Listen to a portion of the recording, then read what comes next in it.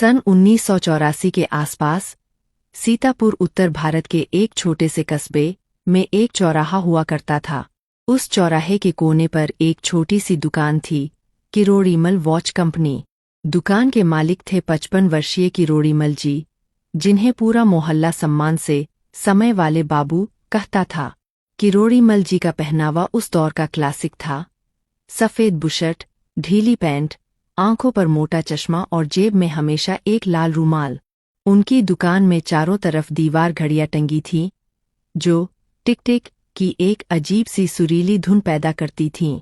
उस दौर में हाथ की घड़ी पहनना रईसी और अनुशासन की निशानी माना जाता था। लोग अपनी HMT या सिटीजन की घड़ियां ठीक कराने दूर दूर से उनके पास आते थे। किरोड़ीमल जी की एक खासियत थी, वे सिर्फ घड़ी की मशीनरी ठीक नहीं करते थे, बल्कि घड़ी ठीक करते समय ग्राहक से लंबी बातचीत करते थे, उनके सुख दुख बांटते थे। उसी मोहल्ले में एक युवक रहता था, विजय। विजय ने हाल ही में शहर से अपनी पढ़ाई पूरी की थी और 80 के दशक के उस दौर में जब कंप्यूटर और नई तकनीक भारत में पैर पसार रही थी, वह बहुत जल्दी अमीर बनना चाहता था। विजय हमेशा हड़बड़ी में रहता था। उसके चलने, बोलने और खाने में एक अजीब सी बेचैनी थी। एक दिन विजय के पिता ने उसे अपनी पुरानी HMT जनता घड़ी देते हुए कहा, बेटा, यह घड़ी बहुत दिनों से बंद है, जरा किरोड़ीमल चाचा की दुकान से इसे साफ करवा लाओ। विजय झुंझलाते हुए दुकान पर पहुंचा। उसने घड़ी काउंटर पर पटकी और कहा, चाचा, इसे जरा जल्दी साफ कर दो, मेरे पास बिल्कुल समय नहीं है, मुझे एक बहुत जरूरी इंटरव्यू के लिए जाना है। किरोड़ीमल जी ने चश्मे के ऊपर से विजय को देखा, मुस्कुराए और बोले, बैठो विजय बेटा, चाय पियोगे? घड़ी खोलने में थोड़ा समय लगेगा। नहीं चाचा, मैंने कहा न, मेरे पास समय नहीं है। आप लोग इस पुराने दौर के लोग हो, हर काम धीरे धीरे करते हो। दुनिया आगे निकल रही है और आप लोग इसी टिक टिक में फंसे हो, विजय ने थोड़ा चिढ़कर कहा। किरोड़ीमल जी विजय की बात पर गुस्सा नहीं हुए। उन्होंने दराज से एक बहुत ही अजीब पीतल की बनी पुरानी पॉकेट वॉच निकाली। उस घड़ी पर कोई ब्रांड नहीं लिखा था, लेकिन उसकी सुइयां बहुत तेजी से घूम रही थीं। किरोड़ीमल जी ने कहा, विजय, तुम कह रहे हो कि तुम्हारे पास समय की कमी है। यह लो, यह मेरी सबसे अनोखी घड़ी है। इसे मैं समय बढ़ाने वाली घड़ी कहता हूँ। इसे अपनी जेब में रख लो। जब तक यह तुम्हारी जेब में रहेगी, तुम्हारा समय दूसरों से दोगुना तेज चलेगा। तुम अपना हर काम बाकी दुनिया से पहले खत्म कर लोगे।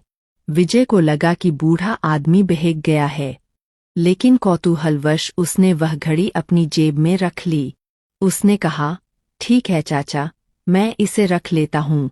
शाम को पिताजी की घड़ी लेने आऊँगा। जैसे ही विजय दुकान से बाहर निकला, उसे एक अजीब सा एहसास हुआ। रास्ता जो आमतौर पर पैदल तय करने में 15 मिनट लेता था, ऐसा लगा जैसे वह 5 मिनट में ही खत्म हो गया। वह इंटरव्यू के लिए दफ्तर पहुंचा। वहां लंबी लाइन थी, लेकिन अजीब बात थी कि विजय का नंबर तुरंत आ गया। इंटरव्यूअर ने उससे कुछ सवाल पूछे और विजय ने इतनी तेजी और सटीकता से जवाब दिए कि उसे तुरंत नौकरी की पेशकश मिल गई। अगले कुछ हफ्तों तक विजय के लिए सब कुछ जादुई था। वह दफ्तर का काम बाकी सहयोगियों से 3 गुना तेजी से खत्म कर लेता। बॉस उसका मुरीद हो गया। उसे कुछ ही दिनों में प्रमोशन की बातें सुनाई देने लगीं। विजय बहुत खुश था। उसने सोचा, 80 के दशक के सुस्त लोग सचमुच पीछे छूट गए हैं। इस घड़ी ने मुझे सुपरफास्ट बना दिया है। लेकिन जैसे जैसे दिन बीते, इस फास्ट फॉरवर्ड जिंदगी का एक भयानक पहलू सामने आने लगा। एक रविवार को विजय के घर पर दूरदर्शन पर रामायण सीरियल चल रहा था। पूरा परिवार, माता-पिता, बहन और पड़ोसी हॉल में बैठकर मंत्रमुग्ध होकर देख रहे थे। वे हंस रहे थे, आपस में बातें कर रहे थे और उस पल का आनंद ले रहे थे। लेकिन विजय, वह सोफे पर बैठा पैर हिला रहा था। उसे वह 1 घंटे का सीरियल ऐसा लग रहा था जैसे 10 घंटे से चल रहा हो। वह उस पल को जी ही नहीं पा रहा था। जब उसकी माँ ने प्यार से उसके हाथ में चाय का कुल्हड़ थमाया और कहा, बेटा 2 मिनट बैठ, बता कैसी चल रही है नौकरी, तो विजय ने चिढ़कर कहा, माँ, मेरे पास इन फालतू बातों का समय नहीं है, मुझे कल की फाइलें देखनी है। माँ का चेहरा उतर गया। यही नहीं, जब वह अपने दोस्तों के साथ नुक्कड़ पर समोसे खाने जाता तो दोस्त पुरानी यादें ताजा करते, किशोर कुमार के गानों पर चर्चा करते। लेकिन विजय को उनकी बातें समय की बर्बादी लगतीं। वह तुरंत वहां से उठ जाता। धीरे धीरे विजय ने महसूस किया कि उसके पास काम पूरा करने का समय तो था, लेकिन उस काम की सफलता का जश्न मनाने का समय नहीं था। उसके पास पैसा तो आ रहा था, लेकिन उसे अपनों के साथ खर्च करने का सुकून नहीं था। वह भविष्य की दौड़ में इतना आगे निकल गया था कि उसका वर्तमान पूरी तरह गायब हो चुका था। वह अंदर से अकेला और तनावग्रस्त रहने लगा। उसकी रातों की नींद गायब हो गई। एक शाम विजय ने शीशे में अपना चेहरा देखा। उसकी आंखों के नीचे काले घेरे थे और उसका चेहरा थका हुआ लग रहा था। उसने जेब से वह पीतल की घड़ी निकाली। उसकी सुइयां अभी भी पागलों की तरह भाग रही थीं। विजय को अचानक समझ आया कि वह समय को वश में नहीं कर रहा था, बल्कि समय उसे निगल रहा था। वह भागता हुआ किरोड़ीमल जी की दुकान पर पहुंचा। 80 के दशक की वही धीमी शाम थी। रेडियो पर धीमे स्वर में पंकज उधास की गजल चल रही थी। किरोड़ीमल जी आराम से अपनी कुर्सी पर बैठे लाल रूमाल से चश्मा साफ कर रहे थे। विजय ने हांफते हुए वह पीतल की घड़ी काउंटर पर रख दी और रोने लगा।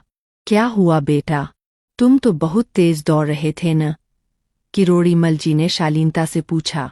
विजय ने हाथ जोड़कर कहा, चाचा, मुझे माफ कर दीजिए, मुझे यह घड़ी नहीं चाहिए। इस घड़ी ने मुझे सब कुछ दे दिया, काम, पैसा, सफलता, लेकिन इसने मुझसे मेरा जीवन छीन लिया। मैं अपनी माँ की चाय का स्वाद भूल गया हूँ, दोस्तों की हंसी मुझे शोर लगती है और मैं हर पल बस भाग रहा हूँ। मुझे मेरा पुराना धीमा समय वापस दे दीजिए। किरोड़ीमल जी मुस्कुराए। उन्होंने वह पीतल की घड़ी उठाई और उसकी पीछे की चाबी को उल्टा घुमा दिया। घड़ी की सुइयां सामान्य गति से चलने लगीं। वास्तव में वह कोई चमत्कारी घड़ी नहीं थी, बल्कि उसमें एक विशेष स्प्रिंग लगी थी जो तेजी से चलती थी और टिक टिक की आवाज तेज करती थी। विजय के दिमाग पर उस जल्दीबाजी का मनोवैज्ञानिक असर हुआ था, जिससे वह हर चीज में हड़बड़ी करने लगा था। किरोड़ीमल जी ने विजय के कंधे पर हाथ रखा और कहा, बेटा विजय, यह 1980 का दौर है। दुनिया बदल रही है, तरक्की जरूरी है और समय का पाबंद होना अच्छी बात है, लेकिन समय की पाबंदी और समय की गुलामी में फर्क होता है। घड़ियों का काम सिर्फ समय बताना है, जीवन जीना इंसान का काम है।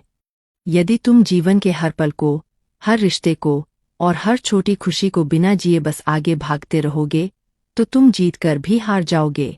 जीवन की असली खूबसूरती तेजी में नहीं, बल्कि संतुलन, बैलेंस में है। कभी कभी ठहरना, अपनों के साथ बैठना और सुस्ती से चाय पीना भी जीवन के लिए उतना ही जरूरी है जितना दफ्तर की फाइलें निपटाना। विजय को अपनी गलती समझ आ गई थी। उसने किरोड़ीमल जी के पैर छुए और अपने पिता की सुधरी हुई HMT घड़ी लेकर शांत कदमों से घर की ओर चल पड़ा। उस शाम उसने घर जाकर अपनी माँ के हाथ की चाय पी, पिता के पास बैठकर पुरानी बातें की और महसूस किया कि दुनिया की सबसे कीमती चीज तेजी नहीं, बल्कि सुकून है। यह कहानी हमें सिखाती है कि आधुनिकता और सफलता की अंधी दौड़ में हमें अपने वर्तमान और अपनों को नहीं भूलना चाहिए। जीवन एक यात्रा है जिसे महसूस करते हुए तय करना चाहिए, न कि कोई ऐसी रेस जिसे सिर्फ खत्म करने के लिए भागा जाए।